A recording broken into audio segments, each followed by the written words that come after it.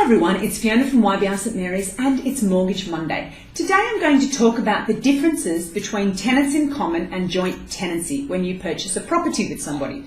So joint tenants is when you buy a property and you're 50-50. You own the property straight down the middle, 50% for each of you. That's joint tenants. Tenancy in common is different. So with tenants in common, you select the percentage that you wish to own the property. So say for example, partner 1 wants to own 20% share of the property and partner 2 wants to own 80% of the share of the property. That's tenants in common. So what happens when someone passes away?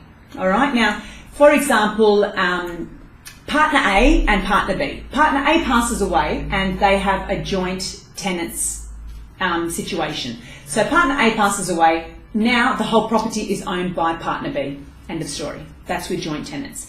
With tenants in common, it's different. So say, for example, partner A passes away and there's still partner B there. And so partner A has already nominated who they wish their property to be left down to in their will. So say, for example, partner A passes away and wishes to leave her portion of the property to the children. So now the children own the property and so does partner B. All right, that's what happens with tenants in common.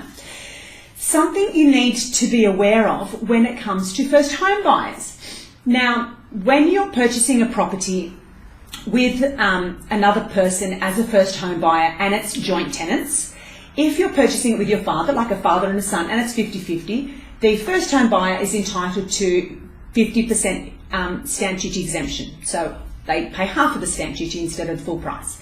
If you're doing it with tenants in common and the son owns 95% share of the property and the father owns 5% share of the property, then the son is entitled to the entire stamp duty waiver. Okay, so you need to remember that, because if the second person owns 5% or less, then it disregards them and the 95% person ends up getting the whole stamp duty waived.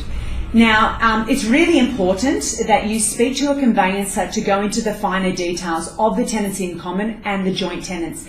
It's just more of an awareness to think about, not just joint tenants, think about what you want to do and where you want to go going forward.